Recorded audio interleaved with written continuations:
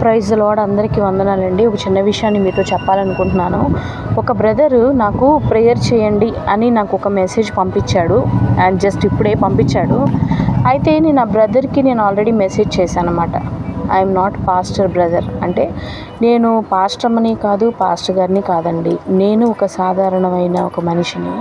ఎందుకంటే ఇప్పుడు చాలామంది ఏమంటున్నారంటే, ఇలాగ మెసేజ్ పెట్టినప్పుడు ప్రేయర్ రిక్వెస్ట్ పంపిస్తారు. అది తప్పు కాదు. కాకపోతే ఏంటంటే ఫస్ట్ దేవుడు ఏమడిగాడంటే, మీ విశ్వాసం మిమ్మల్ని స్వస్థపరిచిద్ది.